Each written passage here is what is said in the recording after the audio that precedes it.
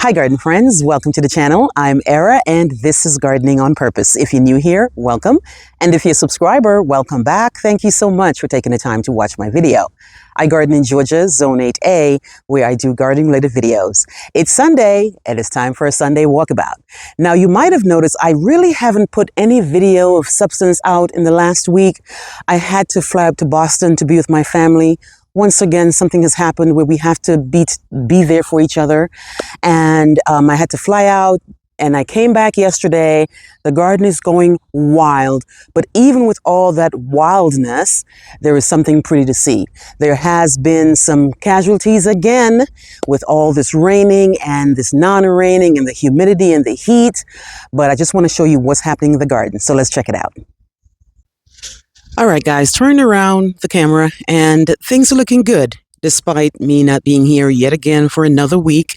And of course, a lot of the weeding that I did was undone because apparently when I was away, it was raining and, you know, the weeds do grow just as fast or even more than the regular plants. So I'm back to being behind again by a week in the weeding. But, you know, again, with everything that's happening that's negative, there is some positives. I want to point out first the beautiful plants that I'm seeing. When I left, this was all budded up, but it wasn't blooming. This is the Kelvin Floodlight Dahlia.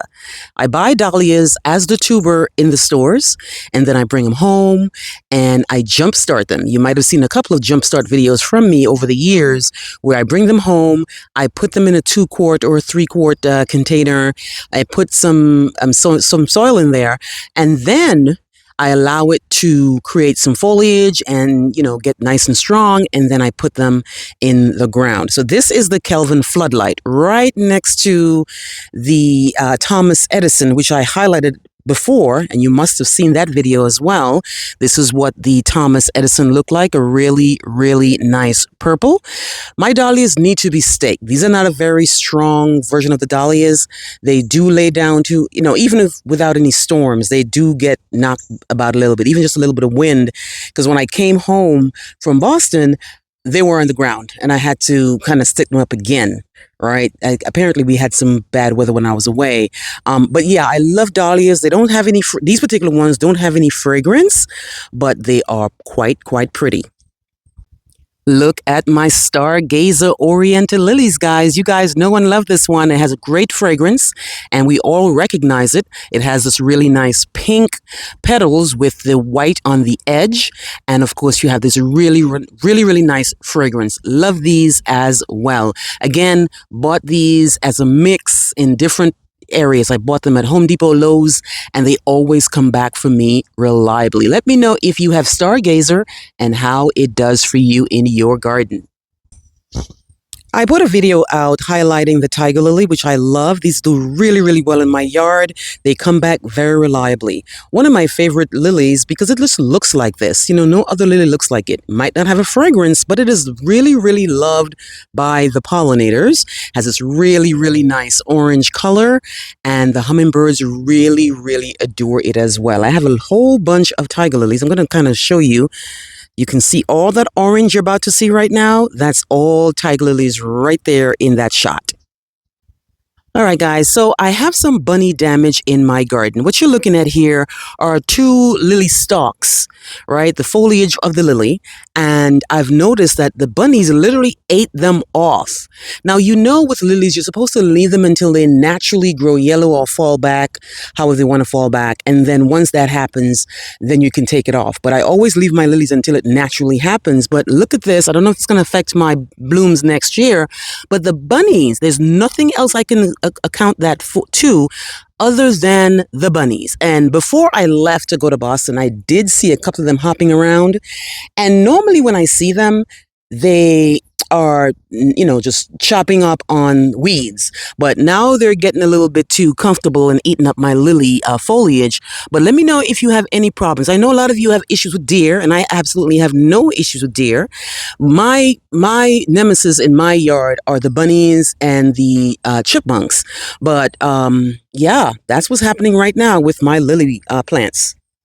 I must say, the Rose of Sharons are doing really, really well this year, guys. You know the story. I told all the time about how I bought these guys and how I was not happy with the vendor when I got them. But after 3 years, they're looking absolutely amazing. So this is the blue chiffon. This is the pink chiffon right here. And then I have the sugar tip. Let me try to go in close. This is the sugar tip right here, looking absolutely amazing. And it is all buttered up and ready to put on a show for me, guys. Let me know how Rose of Sharon does in your garden. Moving on to the edible garden, guys, I have a whole bunch of okra. When I left here, I only had okra flowers, but now I am inundated with okra, which I am so happy. You guys know I plant my edible area here by seed, and to see how they're doing so great, I'm very, very happy. I'm a big fan of okra. So that's a whole bunch of okra right there. This is eggplant, and they are getting ready to do something. You can see them right in there, very, really small. So just waiting to see how that does. And of course, I have more okra. I was worried because I was seeing that those ants were on there, but I think there's something in the flower or the plant that the ants love. I'm not worried about it really, but I have a whole bunch of okra I'm happy about. And even more to show you guys, I have a whole bunch of cantaloupe. See those cantaloupes right there? And I need to get this off the ground actually, because sooner or later the chipmunks are going to realize what's going on here and they're going to start eating my stuff. But I have a whole bunch of cantaloupes. They're getting bigger and bigger every day.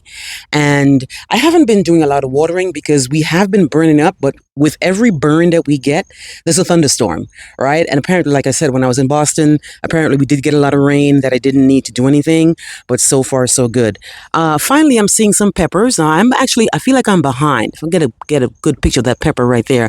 I had planted hot peppers and California peppers, and I'm not seeing a lot. And it could be that I don't have enough to pollinate each other, but I'm still happy to see at least I have a pepper plant. Still a lot of cucumbers in here. You see them right there? I've picked so many. I'm getting to the point where I'm like, oh my God, I've eaten cucumbers every single day. I've given away to the family and they really, really appreciate it. I just have so much flowers. They have been pollinated and it's just given me a whole bunch of cucumbers. And then moving on, you see all these tomatoes here. You see them right there? All right, all these are tomatoes, guys, and I'm so happy to see that I think my calcium level is great because I don't see any blossom end rot happening. I made a point to really stay on top of these tomatoes. Look at all these nice big tomatoes I have here. Look at that. Nice and green. They should be turning color soon. And hopefully Alvin and the chipmunks will give me a break and allow me to get some tomatoes this year, guys. Very, very happy with what the edible garden has produced this year. My little lime hydrangea is doing great. It's all nice and green and all budded up. This is my first year with little lime, and I have a whole bunch of limelights that are also doing great. Also have the white wedding, which is doing absolutely amazing, if I must say. But I transplanted this, not transplanted it, actually I had it in a container for a long time, and then I finally put it in the ground.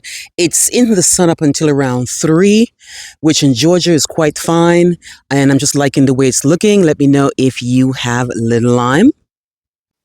A while back, actually I think it was in February, when I was buying the bare root roses. I bought the True Bloom shrub rose. This one is the True Serenity. I really enjoy buying bare root roses and then bringing them home and really growing them myself. This guy seems to be very, very happy. So this one is the True Serenity. And every February I put out a video where I go to the store and buy roses, because this is when you usually see the bare root roses. That one is True Serenity. And then down here is True Passion. I didn't catch True Passion's nice bloom, but this is the end bloom of it. But I'm just so happy the actual plant itself is doing really, really nice. You guys remember this one? This is the Black-Eyed Susan that I lost the tag, so I don't know the actual name of the variety of this one. I like it. I really do, but I need to get it out of here. Every year I feel like I've gotten it all out, and then every year it keeps coming back because it reseeds prolifically, right? It looks really, really nice. When I left for Boston, this guy was all budded up, and now look at it blooming really, really nicely, right? So it's affecting the other plants in here, and this is not what I want the bed to actually look like. I have sedums in here. I have daisies in here, and I have the fall in love sweetly right there. That's all budded up right there. And then I have a beauty berry in here as well, and it's just taking over the bed too much. And I think the best thing to do is put it in a container to control it. I put out a spotlight video on this guy here. This is the White Wedding Hydrangea paniculata that is doing absolutely amazing in my yard, guys. Got this on clearance from Lowe's 2 years ago. Plant this guy in my garden. It's doing absolutely amazing. Has these beautiful, nice, creamy white blooms, and they really do make a statement in the garden. It's right next to a butterfly bush, which is blooming pink. Looks really, really nice. And what's so exciting is when I look at my security camera, I can see these white dots in the garden, and that's what it is. Let me know if you have the White Wedding hydrangea and how they do in your garden. All right, I'm at the front of the house now, and this is my 2 coleus that I have in those urns, right? Got these 2 from Walmart in a 2-quart for $7.98. They were small, and ever since I bought these things a couple weeks ago, guys, it has already doubled in size. It's really happy where it's at. This is what it looks like, and you guys know coleus cannot take the cold. So what I do is I try to propagate it, get some cuttings, bring them in the house, have them in water, and then transfer them to the soil. You can have coleus in your house so long as it's getting some sort of a light, right? And they do really, really well in my garden. Let me know if you plant coleus in the ground or in the container, or what type of coleus you have this year. I've got some lyrope blooming, guys. Love this guy. This is a grass-like perennial that can do really, really well at the front of a bed because they don't grow that tall. They stay evergreen for me, and they are variegated. Not only are they variegated, they have these beautiful purple blooms. Here we are in pretty much the middle of July, and look how nicely that looks, right? I have a whole bunch of them going up that way, a whole bunch of them going that way, and they look absolutely amazing. This is a touch of gold holly that I had gotten from Home Depot late last year. They had them on half off on the markdown. Now, for me, it's very hard to get markdowns on shrubs at Home Depot, right? I luck up on perennial markdowns, but shrubs is a no-no for them apparently. And I don't know if it's the same with your Home Depot, but when I got these, I was so happy because again, another yellowy, greeny, variegated kind of shrub that stays evergreen for my foundation bed. So you can see another one up there going all the way up, going up, up, up, right 3 right there, and then coming down that way, the same thing. And the reason why I did it that way, guys, I want my foundation to always look like there's something happening. I don't want anything to go to sleep here. Nothing in my foundation goes to sleep. Everything is an evergreen. Some flower, some don't, right? So I have the lyrope that I mentioned earlier that does flower. The touch of gold holly doesn't, but the camellia, that camellia right there does, right? The nandina right here doesn't bloom, right?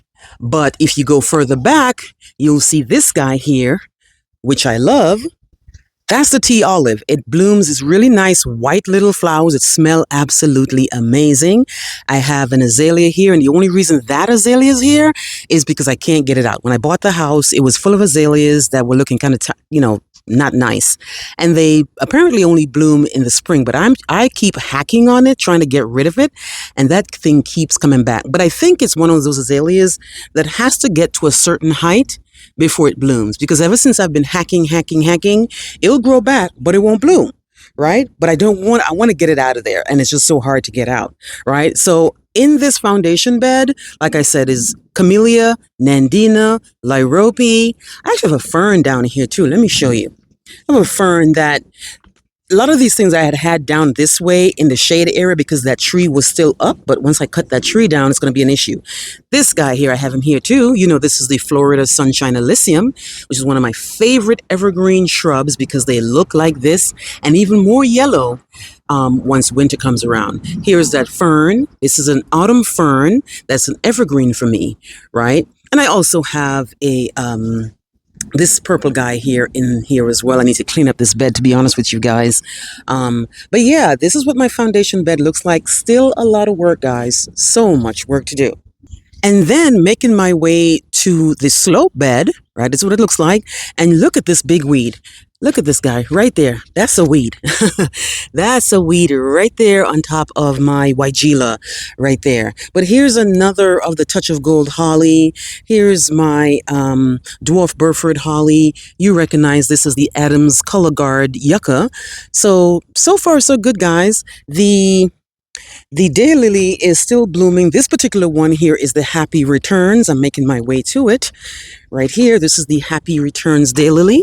A lot of the other daylilies that I have already bloomed, and they're pretty much done, but the Happy Returns is coming in really nicely with that. And this is the backyard shade garden. Looking good. The Fatsia is looking good. The Arcanthus is looking good. All the other guys are looking good as well. From the lungwort, hosta, brunera or brunera, right? Coming further up, even more hostas, more stilby, and Daphne is still doing great. I'm very happy about that. So, you know, I think if I had stayed on top of things, if things weren't happening, you know, family-wise, I would have had a better handle on this. But I'm still happy as the way things are looking in this shade garden. You guys remember I told you I bought some apple trees, some columnar apple trees from Home Depot earlier on in the season. These are the ones that grow vertically, right? And I spoke to my Lowe's professional. Even though I bought the plant from Home Depot, I spoke to my Lowe's garden professional. He told me don't let it fruit this year. So which is what I did, you know, even though he works at Lowe's and I bought it at Home Depot, I listened to what he says. And I removed all the flowers because I knew behind the flowers was going to be fruit. And I must have missed a flower, which created a fruit. And then one day I came out, there was an apple right there, right? And I was watching the apple, watching the apple, watching the apple. Came back yesterday and the apple is now there. That's where it is. One of my nemesis is likely a squirrel that did that. I was just holding on hope. Now I know I could have protected it, but I just wasn't thinking I should because it's just one little apple. You know what I mean? Normally I would have put a netting around it to protect the fruit, but it hurt me a little bit when I came home and I saw that. Right? So this is my thing. I mean, I know a lot of folks have a lot of problems with deer, but I have 3 guys that I'm really fighting with in my garden. But it's okay. It is quite okay. I didn't expect any apples anyway until next year. But just to show you what's going on in the garden, guys, let me know if you have the columnar apples and how they do. And what do you do to protect your fruits, especially the ones that you actually want in your garden? Okay, so this is my wisteria. You guys know I have 2 wisterias that I have in containers that I keep in either side of my arbor. All of a sudden I come back today and this wisteria is dead. Now it might have been showing signs of not being happy or healthy for a while now, but you guys know what has been happening. I haven't been here for a month, and then I'm not here again for another week. I come back and I'm really looking at these plants, and this plant is gone. I don't know what it is. I had to, look at this. I had to pull it off of the actual arbor. It is gone. No chance of coming back. It's all brown. Look at that. I don't know what is going on. It could be an abandonment thing. But we have been getting rain, but maybe because it's in a container, and that week when I don't know what it is, guys. But yeah, that's my my purple wisteria. I'm very, very sad about it because I got this on clearance from Lowe's. The other one is doing okay. Even that doesn't look that great. So I'm going to see what the story is. But let me know if you have wisteria in a container especially, and how it's been doing in your garden.